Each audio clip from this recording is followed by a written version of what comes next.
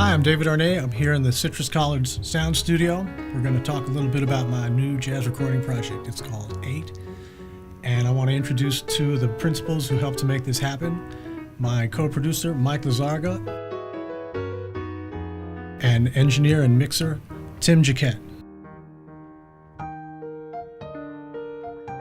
I first met Dave when he was an instructor here at our college, and I've been out to see him play sometimes, several times live, and enjoyed it a lot. And then Mike invited me to be a part of this project. And what interested me was the concept of songs growing from a single player to many players, and the challenges of being able to record many players all at once in this acoustic space really interested me. So that's when I jumped on board. I've just enjoyed making music with you and knowing you for the past 20 years. Seeing you play, enjoying your music, and then ultimately in the last couple of years actually getting to sit in with you and play in some of your gigs. And you've been a friend and a mentor to me in the lexicon and language of jazz.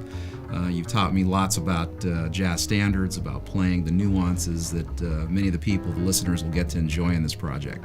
One of the fun things about this project was choosing the material. We decided to use 2 standards and a bunch of my original tunes, and Mike, you helped me make some decisions in that area. How was that for you?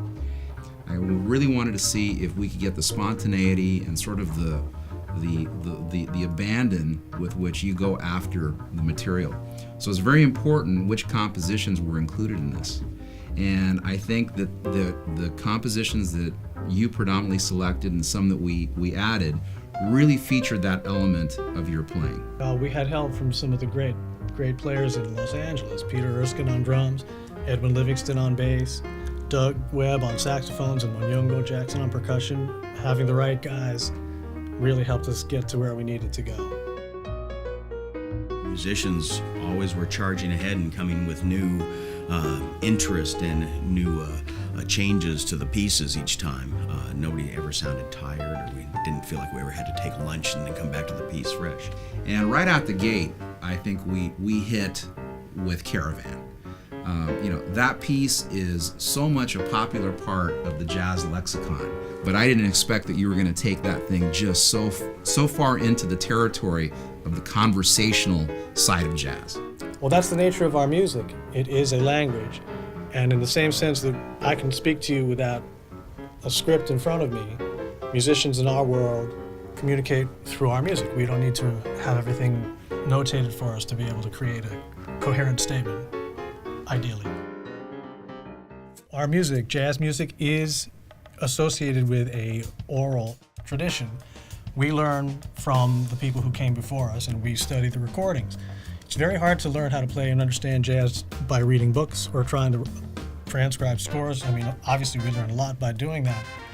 But as we get older as players, we have a responsibility to bring the younger players along and help them understand the language and the vocabulary of the music. I did try in this project to create more of an extended narrative where the analogy would be comparing a magazine to a book. It's easy to flip your way through a magazine sitting on a plane or whatever, but it takes more of a commitment to work your way through an entire book and commit to the characters and the evolution of the story. So that is my hope for this project, is that people will engage on that longer term and at least listen to 3 at a time to try and understand the flow of the music and the growth of the musical space.